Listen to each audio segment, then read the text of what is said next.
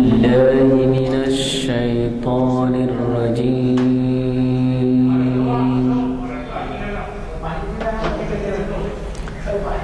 بسم الله الرحمن الرحيم.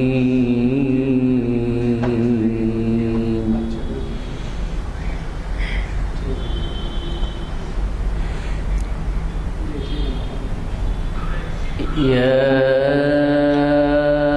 أيها الذين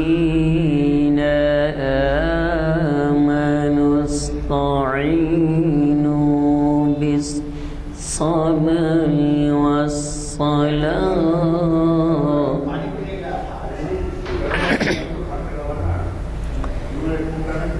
إن الله مع الصابرين.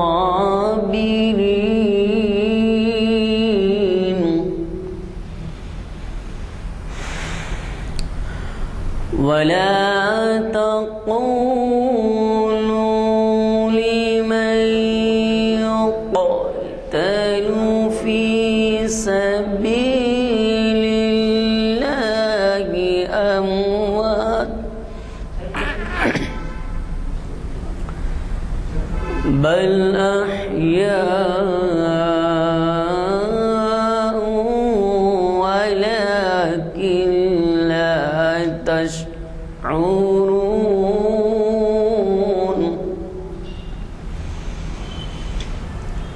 ولنبلونكم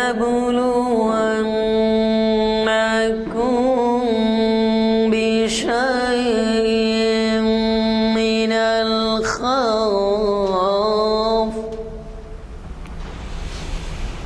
من الخوف والجوع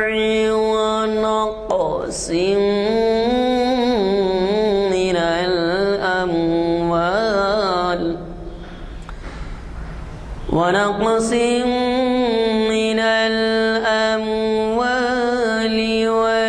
والأنفس والثمرات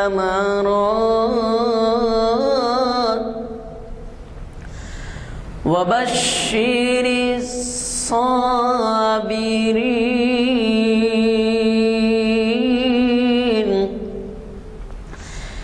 الذين إذا أصابتهم مصيبة قالوا إنا لله وإنا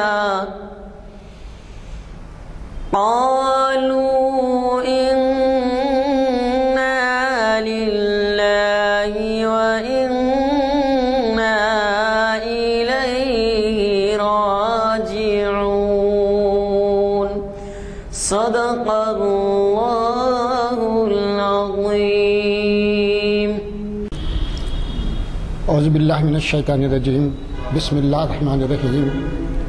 یا ایھا الذین آمنوا استعینوا بالصبر والصلاۃ ان اللہ مع الصابرین. صدق اللہ العظیم. ابھی آپ نے حافظ صاحب کی قرات کے اندر اس آیت کو سماعت فرمایا. اس کے اندر اللہ تعالیٰ فرماتے ہیں کہ دیکھو ایمان والو، اللہ تعالیٰ مختلف اوقات میں مختلف لوگوں سے مخاطب ہوتی ہیں، لیکن جب خاص موقع ہوتا ہے، جب خاص مسلمانوں کو پیغام دینا ہوتا ہے تو اللہ تعالیٰ جو ہے یا ایھا الذین آمنوا سے مخاطب ہوتے ہیں کہ اے ایمان والو. اس کے بعد جو ہے اللہ تعالیٰ یہ حکم دیتے ہیں کہ تم مدد حاصل کرو. کسی بھی حالت میں، تنگدستی میں، مرفع الحالی میں، خوشی میں، غمی میں، کیسا ہی موقع کیوں نہ ہو، ہمیشہ تم صبر اور نماز سے مدد حاصل کرو. صبر کے تو بہت بڑے وسیع معنی ہیں، آپ کو علماء سے آپ سنتے ہوں گے، لیکن یہ مختصراً میں یہ کہہ دیتا ہوں کہ صبر کرنا اور نماز سے مدد حاصل کرنا. جب کبھی بھی کوئی ایسا وقت آتا ہے تو نماز اور جو ہے صبر کرتے ہوئے.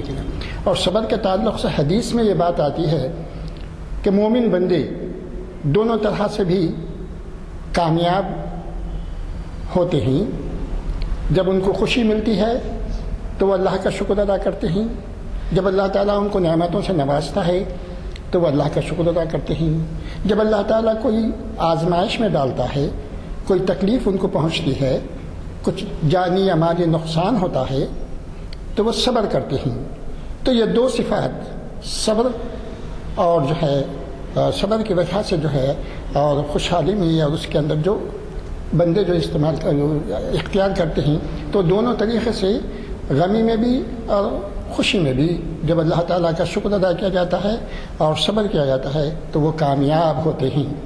تو اللہ تعالیٰ ہم سب کو صبر اور شکر کی جو ہے توفیق عطا فرمائے۔ اب میں آج کے مقرر جناب مفتی محمد عرفان قاسمی صاحب سے گزارش کروں گا کہ وہ آج کے موضوع پر رسول اللہ صلی اللہ علیہ وسلم کی مذہبی رواداری پر عالمانہ بحث کریں، عالمانہ خطاب فرمائیں۔ آج کی یہ محفل ہماری مسجد عالیہ گن فاؤنڈری کے کانفرنس ہال میں منعقد کی جا رہی ہے 8 نومبر 2021 تاریخ کو۔ تو میں اب یہ شریعت انفارمیشن کی 832ویں نشست ہے، میں اب مخاطب کرتا ہوں جناب قاسمی صاحب سے۔ وہ کچھ تعارف محتاج نہیں، ہمیشہ الحمدللہ وہ ہمیں اپنے خطابات سے نوازتے رہتے ہیں۔ جناب قاسمی صاحب۔ ورحمۃ اللہ وبرکاتہ۔ بسم اللہ الرحمن الرحیم۔ الحمد للہ وکفى وسلام علی عباده الذین اصطفى، اما بعد فاعوذ باللہ من الشیطان الرجیم۔ بسم اللہ الرحمن الرحیم۔ لا ينهاكم الله عن الذين لم يقاتلوكم في الدين ولم يخرجوكم من دياركم أن تبروهم وتقسطوا إليهم إن الله يحب المقسطين۔ صدق الله العظيم۔ محترم و مکرم گرامی قدر حاضرین کرام، پس و ناظرین عظام، اس وقت ملک کے جو حالات چل رہے ہیں وہ ہم میں سے کسی کو مخفی نہیں ہے۔ ملک کس طرف جا رہا ہے اور کس طریقے سے ہم ہندوستانیوں کے درمیان میں نفرتوں کی دیوار کھڑی کرنے کی کوشش کی جا رہی ہے، اور کس طریقے سے مذہب کے نام پر ایک دوسرے کو ورغلایا جا رہا ہے، مذہبی ٹھیس پہنچایا جا رہا ہے، اور اس کے نتیجے میں مختلف ریاستوں کے اندر جو ماحول بنتا ہوا دکھائی دے رہا ہے، اس سے ہر طبقے کے لوگ پریشان ہیں۔ ہر بھارتی ملک کے موجودہ حالات کو سنجیدگی سے لیے ہوئے ہیں، اور ہمیشہ ان کو یہی فکر دامنگیر ہے کہ اگر یہی صورتحال رہی تو جس طریقے سے ماضی میں ملک کا بٹوارا ہو گیا ہے، ملک کے اندر انتشار کی جو کیفیت رہی ہے وہی کیفیت پھر دوبارہ لوٹ کر نہ آئے۔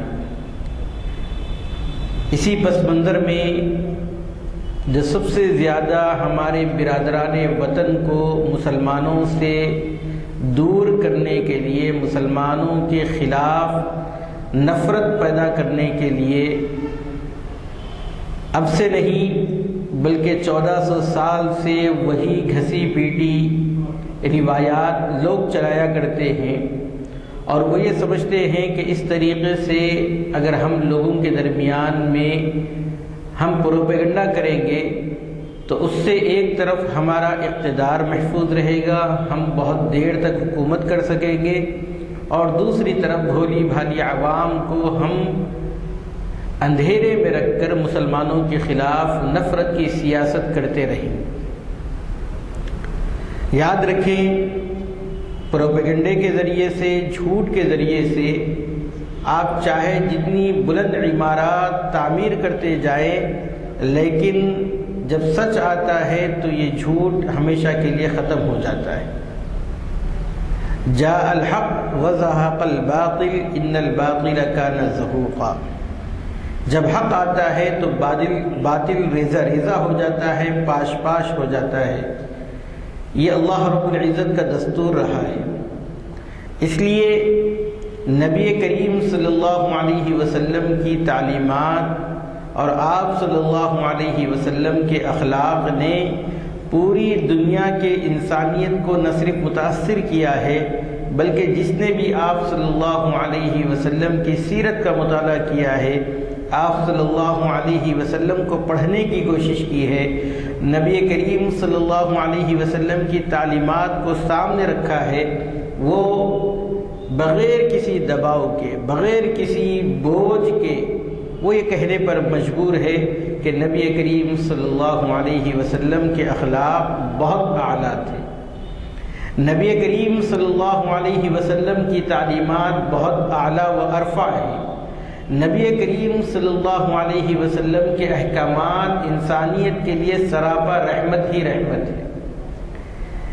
یہ صرف مسلمان ہی نہیں بلکہ دیگر مذاہب کے، چاہے وہ کسی بھی مذہب سے تعلق رکھنے والا ہو، جب وہ غیر جانبدار ہو کر اسلام کا مطالعہ کرتا ہے، نبی کریم صلی اللہ علیہ وسلم کی سیرت کا مطالعہ کرتا ہے، آپ صلی اللہ علیہ وسلم کے اخلاق کو جب وہ پڑھتا ہے، دیکھتا ہے، تو وہ حیران ہو جاتا ہے کہ نبی کریم صلی اللہ علیہ وسلم کی یہ شخصیت، آپ کا یہ سراپا رحمت ہی رحمت، آپ کا لوگوں کے ساتھ اتنا مشفقانہ برتاؤ، اور دوسری طرف لوگوں کو دھوکہ دینے کے لیے آپ پر فریب کسے جاتے ہیں، آپ پر جھوٹی باتیں کہی جاتی ہے، اس سے لوگوں کو سوائے نفرت پہنچانے کے اور کوئی کام نہیں ہوتا۔ چنانچہ نبی کریم صلی اللہ علیہ وسلم کی ذات اقدس کے لیے اور آپ صلی اللہ علیہ وسلم کی تعلیمات کے لیے ہمیں یہ چاہیے کہ ہم لوگوں کو، برادران وطن کو اسلام سے صحیح روشناس کرائے، اسلام سے صحیح واقفیت کرائے۔ جہاں اللہ رب العزت نے قرآن مجید میں جو احکامات دیے ہیں، جو 24 یا 26 آیتوں کو لے کر لوگوں کو دھوکہ دیا جا رہا ہے، آپ اس کا پس منظر بیان کریں اور اس کی حقیقت سے لوگوں کو واقف کریں کہ یہ آیت کن موقعوں پر نازل ہوئی ہے، اس کا پس منظر کیا ہے۔ یا آپ صرف ایک آیت پڑھ کر جو ہے اندازہ کرنے کے بجائے اس سے پہلے 5 آیتیں اور اس کے بعد والی 5 آیتیں پڑھ کر سنائیں اور کہیں کہ اس کے اندر تو یہ مضمون ہے، لوگوں کو دھوکہ دیا جا رہا ہے اور اس طریقے سے بات کہی جا رہی ہے۔ اگر ہم برادران وطن کے سامنے مثبت انداز میں نبی کریم صلی اللہ علیہ وسلم کی ان تعلیمات کو پہنچائیں گے تو یاد رکھیں، جو لوگ نفرت کی سیاست کر رہے ہیں یا نفرت کا ماحول پیدا کرنے کی کوشش کر رہے ہیں، اگر ہم حق کا چراغ اگر جلائیں گے تو یہ نفرت کی سیاست خود بخود ختم ہو جائے گی۔ نبی کریم صلی اللہ علیہ وسلم کی مذہبی رواداری کے عنوان پر بہت سے لوگوں نے بہت کچھ لکھا ہے اور لکھنا بھی چاہیے، لیکن قرآن مجید میں اللہ رب العزت نے اس آیت کے اندر جو میں نے خطبے کے اندر پڑھی ہے، اس میں صاف طور پر یہ فرمایا ہے، لا ينهاكم الله عن الذين لم يقاتلوكم۔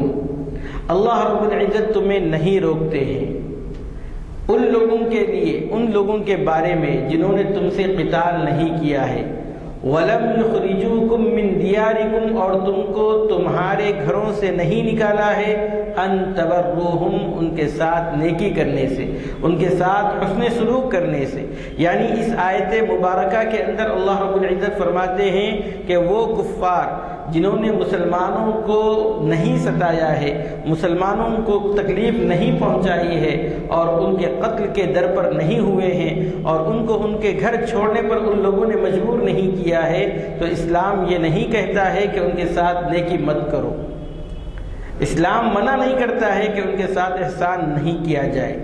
آج دھوکہ دیا جا رہا ہے اور یہ بتایا جا رہا ہے کہ مسلمانوں کی تعداد بڑھ جائے گی تو وہ ہم کو کاٹ دیں گے، وہ ہم کو ختم کر دیں گے۔ یہ لوگوں کے دلوں میں ایک ڈر پیدا کرنے کی، مسلمانوں کو کا ہوا بنا کر پیش کرنے کی کوشش کی جا رہی ہے۔ میرے بھائیوں، اس وقت بتائیں کہ اسلام تو نبی کریم صلی اللہ علیہ وسلم نے تنہا پیش کیا تھا، اور پھر لوگ کیوں کھچے کھچے چلے آئے؟ کیا اس وقت نبی کریم صلی اللہ علیہ وسلم کی ذات جو تنہا تھی ان کو ختم کر دینا کیا آسان نہیں تھا؟ اس کے مقابلے میں روز بروز بڑھتی جا رہی ہے۔ کیوں بڑھتی جا رہی ہے؟ نبی کریم صلی اللہ علیہ وسلم کے اخلاق کی وجہ سے، نبی کریم صلی اللہ علیہ وسلم کی تعلیمات کی وجہ سے۔ جب جہالت کا دورہ تھا، اللہ کے رسول صلی اللہ علیہ وسلم نے ہدایت کا چراغ جلایا تو لوگ کھینچے چلے آئے، اور نبی کریم صلی اللہ علیہ وسلم سے، اخلاق سے، نبی کریم صلی اللہ علیہ وسلم کی شخصیت سے متاثر ہوتے چلے گئے، اور اسلام کا دائرہ بڑھتا چلا گیا۔ اسلام کی فطرت میں قدرت نے لچک دی ہے، اسلام کی فطرت میں قدرت نے لچک دی ہے، اتنا ہی یہ ابھرے گا جتنا کہ دباؤ گے۔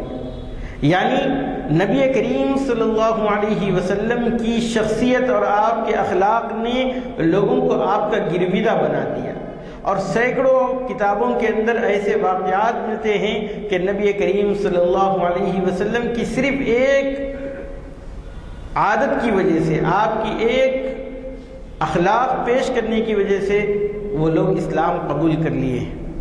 اس لیے میرے بھائیوں، ہم لوگوں کو چاہیے کہ جہاں ہم اسلام کے ماننے والے ہیں، وہیں آپ صلی اللہ علیہ وسلم کی مذہبی رواداری کو ہم مکمل طور پر غیر مسلموں تک پہنچائے، برادران وطن تک پہنچائے۔ یہ ہمارا اولین فریضہ ہے اس ملک کے نفرت زدہ ماحول کو ختم کرنے کے لیے۔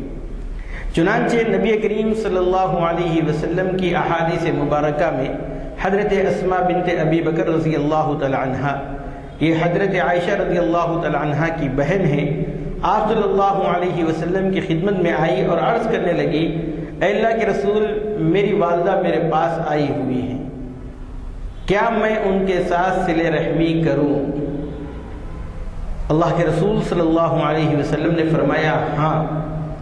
چنانچہ ترمذی شریف کی روایت ہے کہ آپ صلی اللہ علیہ وسلم نے جب یہ جواب دیا تو قرآن مجید کی آیت نازل فرمائی گئی، لا ينهاكم الله عن الذين لم يقاتلوكم في الدين ولم يخرجوكم من دياركم ان تبروهم وتقسطوا اليهم ان الله يحب المقسطين۔ یعنی مسلمانوں کے لیے یہ ہدایت جاری کی گئی کہ اگر تمہارے رشتہ دار تمہارے پاس آتے ہیں تو تم ان کے ساتھ اچھا سلوک کرو، ان کے ساتھ بہترین برتاؤ کرو۔ ایک جگہ پر اللہ رب العزت نے حضرت سعد بن ابی وقاص رضی اللہ تعالیٰ عنہ کی والدہ محترمہ نے، جب حضرت سعد بن ابی وقاص اسلام قبول کر لیے تھے تو ان کی والدہ نے قسم کھایا تھا کہ جب تک یہ اسلام سے نہیں پھر جائیں گے، دوبارہ اپنے آباء و اجداد کے مذہب پر نہیں آ جائیں گے، تب تک میں کھانا پینا نہیں کروں گی۔ چنانچہ 3 دن تک فاقے رہنے کے بعد وہ بے ہوش ہو کر گر پڑی۔ حضرت سعد بن ابی وقاص کو معلوم ہوا، وہ خدمت میں حاضر ہوئے، اور ماں کو جب ہوش آیا تو کہنے لگے، ماں تیری صرف ایک جان ہے، اگر تیری 100 جانیں ہوتی اور اسی طریقے سے تڑپ تڑپ کر تو چلی جاتی تب بھی میں اسلام سے نہیں پھرتا۔ اس موقع پر یہ آیت نازل فرمائی گئی، وَإِن جَاهَدَاكَ عَلَىٰ أَن تُشْرِكَ بِي مَا لَيْسَ لَكَ بِهِ عِلْمٌ فَلَا تُطِعْهُمَا۔ اگر والدین میں سے کوئی زور زبردستی کرے کہ میرے ساتھ شرک مت کیجیے جس کا انہیں علم نہیں ہے، ایسی صورت میں ان کا کہا مت ماننا، لیکن فرمایا وَصَاحِبْهُمَا فِي الدُّنْيَا مَعْرُوفًا، لیکن دنیا میں ان کے ساتھ بھلائی سے پیش آنا، ان کے ساتھ بھلائی کے ساتھ پیش آنا، یہ اسلام حکم دے رہا ہے۔ یہ مذہبی رواداری نہیں تو اور کیا ہے؟ اللہ کے رسول صلی اللہ علیہ وسلم مکہ مکرمہ فتح ہو گیا، آپ صلی اللہ علیہ وسلم حضرات صحابہ کرام کے ساتھ مکہ مکرمہ میں داخل ہو رہے ہیں۔ کسی نے اس وقت صحابہ کرام میں سے یہ اعلان کر دیا، الیوم یوم الملحمہ، آج تو بدلے کا دن ہے۔ آپ سوچئے مکے کی وہی سرزمین ہے جہاں حضرت خباب رضی اللہ تعالی عنہ کے پیٹھ پر انگارے رکھے گئے تھے، یہ وہی سرزمین ہے جہاں حضرت بلال رضی اللہ تعالیٰ عنہ کو نبی کریم صلی اللہ علیہ وسلم کے دامن سے وابستہ ہونے کے نتیجے میں ظلم و تشدد کا نشانہ بنایا گیا، یہ وہی سرزمین ہے جہاں حضرت عمار، حضرت یاسر اور ان کے گھرانے کو کس طریقے سے ذلت آمیز وہاں پر ان کے ساتھ سلوک کیا گیا، یہ وہی سرزمین ہے جہاں نبی کریم صلی اللہ علیہ وسلم کے پیٹھ پر اوجڑی رکھی گئی ہے، یہ وہی سرزمین ہے جہاں پر حضرت صدیق اکبر رضی اللہ تعالیٰ عنہ کو اسلام قبول کرنے کی وجہ سے طرح طرح سے ذہنی اذیت دی گئی، یہی وہ سرزمین ہے جہاں پر نبی کریم صلی اللہ علیہ وسلم کو تکلیف دی جاتی تھی، آپ کی بیٹیاں بلک جاتی، تڑپ جاتی اور کسی طریقے سے نبی کریم صلی اللہ علیہ وسلم کے پاس پہنچتی، نبی کریم صلی اللہ علیہ وسلم کو دلاسا دیتے۔ یہی وہ سرزمین ہے جس کی وجہ سے جہاں پر مسلمانوں پر عبادت کرنے کو تنگ کر دیا گیا تو سب سے پہلے وہاں سے حبشہ ہجرت کر گئے اور وہاں سے مدینہ منورہ ہجرت کرنا پڑا۔ ایسی سرزمین پر جب اللہ کے رسول صلی اللہ علیہ وسلم فاتحانہ انداز میں داخل ہو رہے ہیں، صحابہ اکرام پرجوش ہیں، ایک صحابی جوش میں نعرہ لگاتے ہیں الیوم یوم الملحمہ، آج بدلے کا دن ہے۔ کفار نبی کریم صلی اللہ علیہ وسلم کے پاس چلے آتے ہیں اور کہتے ہیں کہ فلاں شخص یہ کہتے ہیں، فلاں صحابی یہ کہتے ہیں، یہ کیا یہ آپ کا حکم ہے؟ اللہ کے رسول صلی اللہ علیہ وسلم نے فرمایا نہیں، آج کیا ہے؟ الیوم یوم المرحمہ، آج رحمت کا دن ہے۔ اندازہ کیجئے کہ اللہ کے رسول صلی اللہ علیہ وسلم مکے کی سرزمین میں، مکے میں داخل ہو رہے ہیں، خانہ کعبہ کے اندر داخل ہونا چاہتے ہیں، خانہ کعبہ کی چابی جس کے پاس ہے وہ آپ کو داخل نہیں ہونے دے رہے ہیں، لیکن آپ صلی اللہ علیہ وسلم 10 سال کے بعد جب خانہ کعبہ کی چابی آپ کے ہاتھ میں ہے اور آپ جس کو چاہے دے سکتے تھے، لیکن اللہ کے رسول صلی اللہ علیہ وسلم نے وہ انہی کو بلا کر ان کے حوالے چابی کی ہے۔ اس سے مذہبی رواداری کے آپ اندازہ کیجئے کہ اللہ کے رسول صلی اللہ علیہ وسلم نے کس طریقے سے مذہبی رواداری کی ہے۔ میرے بھائیوں، اللہ کے رسول صلی اللہ علیہ وسلم کے ایسے سینکڑوں واقعات ملتے ہیں، صحابہ اکرام کے واقعات ملتے ہیں کہ جنہوں نے اپنے رشتہ داروں کے ساتھ جو غیر مسلم تھے، جنہوں نے اسلام قبول نہیں کیا تھا، بہت اچھا برتاؤ کیا۔ ایک موقع پر حضرت سیدنا عمر بن الخطاب رضی اللہ تعالیٰ عنہ نبی کریم صلی اللہ علیہ وسلم کے ساتھ تھے۔ آپ جب مسجد نبوی سے باہر تشریف لے گئے تو دیکھا کہ ایک بہت عمدہ قسم کا کپڑا بک رہا ہے، تو حضرت عمر بن الخطاب رضی اللہ تعالیٰ عنہ نے نبی کریم صلی اللہ علیہ وسلم سے عرض کیا کہ اللہ کے رسول آپ اس کو خرید لیجئے اور اس کو اس وقت پہن لیں جس وقت یہود کی طرف سے، عیسائیوں کی طرف سے یا کسی بادشاہ کی طرف سے وفود آتے ہیں اور وہ آپ سے ملاقات کرنا چاہتے ہیں، یا بہت سے قبیلے اس وقت اسلام قبول کر کے مسلمانوں کے پاس آ رہے تھے، تو اس وقت آپ اس کو استعمال کر لیجئے۔ نبی کریم صلی اللہ علیہ وسلم نے فرمایا یہ دنیا داروں کے لیے ہے، ہمارے لیے تو آخرت ہے۔ کچھ دنوں کے بعد وہی کپڑا اللہ کے رسول صلی اللہ علیہ وسلم کے پاس آیا، اس کے کئی جبے آپ کے پاس آئے، تو آپ نے حضرت عمر بن الخطاب رضی اللہ تعالیٰ عنہ کو دے دیا، ان کی خدمت میں بھیج دیا۔ حضرت عمر بن الخطاب رضی اللہ تعالیٰ عنہ نے جیسے ہی وہ کپڑا دیکھا تو اللہ کے رسول صلی اللہ علیہ وسلم کی وہ حدیث یاد آ گئی کہ آپ نے فرمایا تھا کہ یہ دنیا داروں کے لیے ہے، ہمارے لیے آخرت میں ہے۔ فوراً روتے ہوئے نبی کریم صلی اللہ علیہ وسلم کی خدمت میں آئے اور آ کر عرض کرنے لگے کہ اللہ کے رسول فلاں دن تو آپ نے یہ کہا تھا اور آج یہ کپڑے میرے پاس روانہ فرما دیے ہیں۔ اللہ کے رسول صلی اللہ علیہ وسلم نے فرمایا اے عمر، میں نے یہ تمہیں پہننے کے لیے نہیں دیا ہے، بلکہ اس سے تم یا تو اس کو بیچ کر اپنی ضروریات میں استعمال کرو یا کسی کو دے دو۔ حضرت عمر بن الخطاب رضی اللہ تعالیٰ عنہ نے وہ قیمتی جوڑا مکہ مکرمہ میں اپنے بھائی کے پاس بھیج دیا جو ابھی اسلام قبول نہیں کیے تھے۔ اس سے اندازہ کیجئے کہ مذہبی رواداری کس طریقے سے ان لوگوں نے برقرار رکھی تھی۔ آج مسلمانوں کو بدنام کیا جا رہا ہے، اسلام کو بدنام کیا جا رہا ہے، اور یکے بعد دیگرے ہمارے داعیان اسلام کو اس وجہ سے گرفتار کیا جا رہا ہے کہ وہ لالچ دے کر زور زبردستی کر کے برادران وطن کو اسلام قبول کروا رہے ہیں، حالانکہ قرآن مجید میں صاف طور پر یہ واضح اعلان کر دیا گیا لا اکراہ فی الدین، دین میں کسی طریقے کی زبردستی نہیں۔ یعنی اگر کسی کو ہم گلے پر چھری رکھ کر اسلام قبول کرا لیں تو اس کا اسلام تو معتبر ہی نہیں ہوگا۔ اسلام کہتے ہی ہیں قلبی اعتبار سے اللہ رب العزت کو ماننے کا نام اسلام ہے۔ قالت الاعراب آمنا قل لم تؤمنوا ولكن قولوا اسلمنا ولما يدخل الايمان في قلوبكم۔ اس آیت میں یہی فرمایا گیا کہ جب دیہاتی لوگ آ کر کہتے ہیں کہ ہم ایمان لائے تو کہہ دیجئے کہ ابھی ایمان نہیں لائے ہو، ابھی تو کہو کہ اسلام لائے ہیں، ظاہری طور پر بھی اسلام کے احکامات پر عمل کر رہے ہو۔ جب اسلام دل کے اندر آ جائے گا تو حقیقی طور پر تم ایمان والے کہلاؤ گے۔ جب اسلام دلی اعتبار سے اگر قبول کر لیں گے تب مسلمان کہلائیں گے، تب ایمان والے کہلائیں گے۔ زور زبردستی اسلام کے اندر ہے ہی نہیں۔ جو لوگ یہ کہتے ہیں کہ اسلام تلوار کی زور سے پہلا ہے، ان کو معلوم ہونا چاہیے کہ اسلام نے کسی کے اوپر زیادتی نہیں کی ہے۔ حضرت ابو عبیدہ ابن الجراح رضی اللہ تعالیٰ عنہ جب ملک شام کو فتح کر لیا تو وہاں پر عیسائیوں کی ایک بہت بڑی تعداد بسی ہوئی تھی۔ جب ان سے ٹیکس لے رہے تھے اور ٹیکس وصول کر رہے تھے تو اسی اثنا میں روم کی جانب سے دوبارہ جنگ کا خطرہ پیش آیا۔ حضرت ابو عبیدہ ابن الجراح رضی اللہ تعالیٰ عنہ نے جتنا ٹیکس ان لوگوں سے وصول کیا تھا ان کو واپس کر دیا۔ عیسائی لوگ حیران زدہ تھے کہ ہمارا ٹیکس ہم کو کیوں واپس کیا جا رہا ہے۔ اسی وقت حضرت ابو عبیدہ ابن الجراح رضی اللہ تعالیٰ عنہ نے اعلان کر دیا کہ ہم جب تک تمہاری حفاظت کا بندوبست صحیح طور پر نہیں کر سکتے ہیں تب تک ہمیں ٹیکس لینے کا کوئی حق حاصل نہیں۔ یعنی جنگ کا خطرہ جیسے ہی محسوس ہوا اور یہ محسوس ہوا کہ ہمارے شہری ہم ان کی حفاظت صحیح طریقے پر نہیں کر سکتے ہیں تو جو ٹیکس لیا گیا تھا اس کو واپس کر دیا گیا کہ تمہاری جان کی جب ہم حفاظت نہیں کر پا رہے ہیں تو ہمیں بھی ٹیکس لینے کا کوئی حق حاصل نہیں۔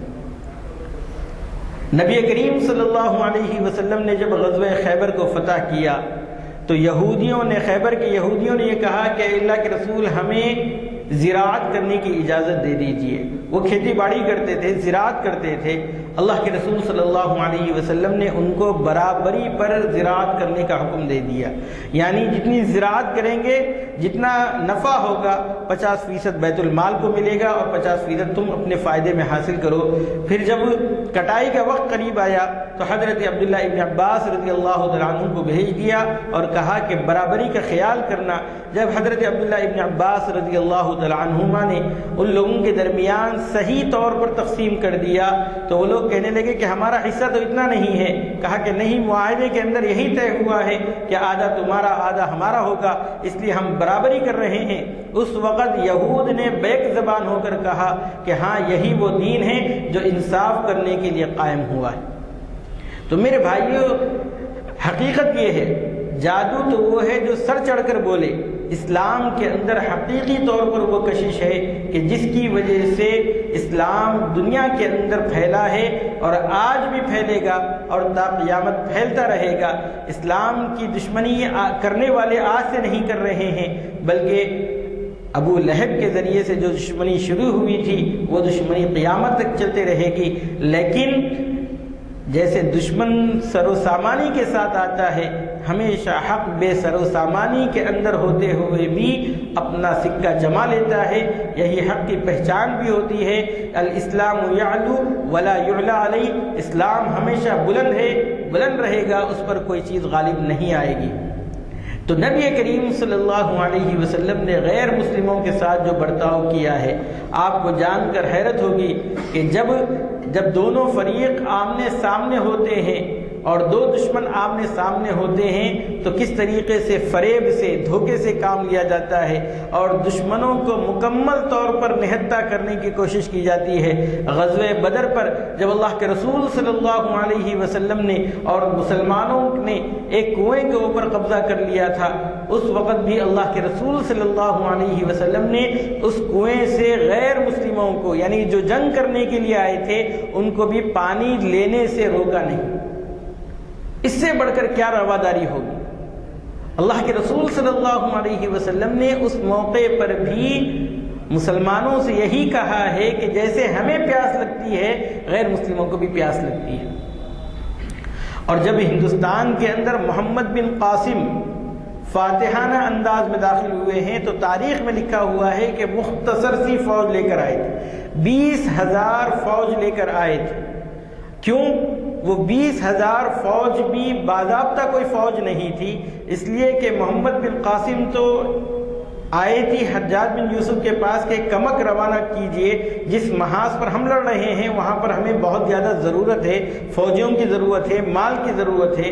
لیکن جب وہ داخل ہوئے تو کیا دیکھتے ہیں کہ حجاج بن یوسف جو ان کے حقیقی چچا تھے، حجاج بن یوسف جو محمد بن قاسم کے حقیقی چچا تھے، وہ بہت زیادہ پریشانی کے عالم میں ہیں اور ٹہل رہے ہیں اور ان کو کچھ پتہ نہیں چل رہا ہے۔ تو فرمایا کہ کیا بات ہے؟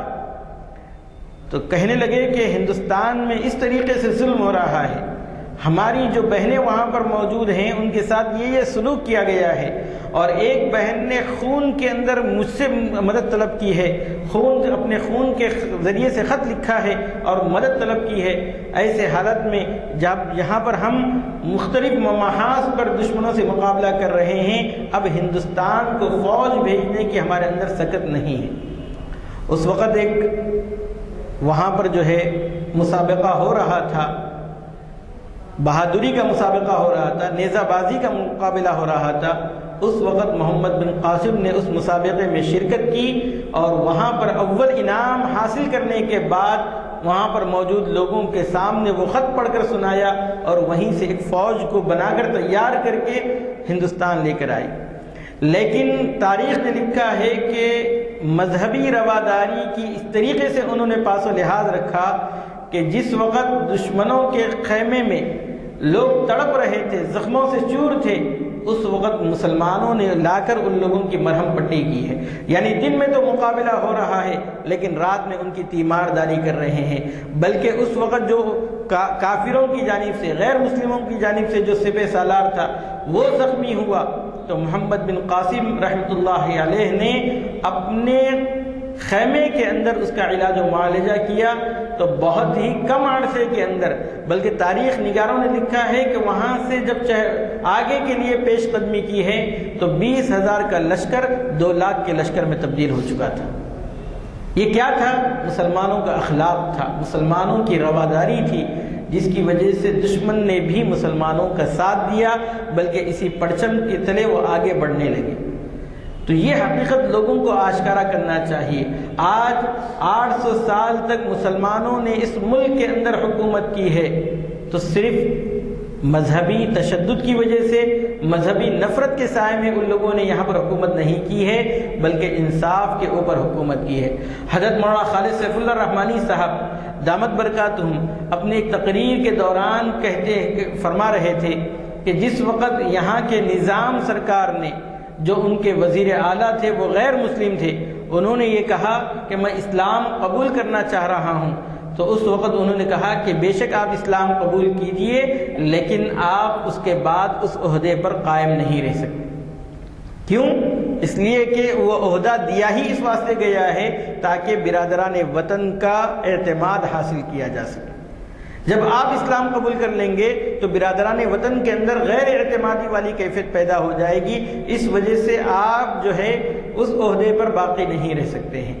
اور پھر حضرت مولانا نے یہ فرمایا کہ اکثر نظام یہ کہا کرتے تھے کہ ہندو مسلمان میرے 2 آنکھوں کی طرح ہے، لیکن مولانا نے مزاحاً یہ کہا کہ جس آنکھ سے وہ مسلمانوں کو دیکھا کرتے تھے اکثر وہ بند ہی رہا کرتی تھی۔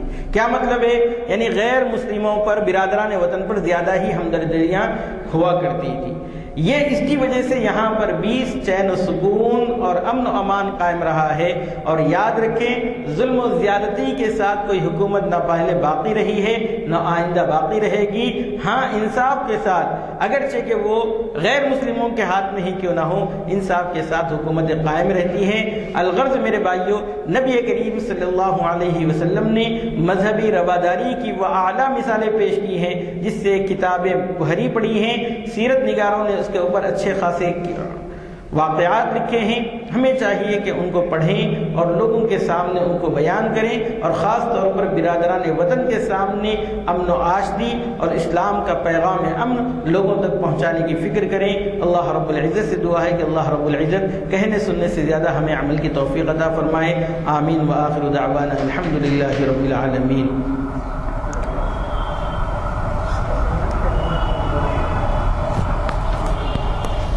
ہم کو سمجھانے کی کوشش کی.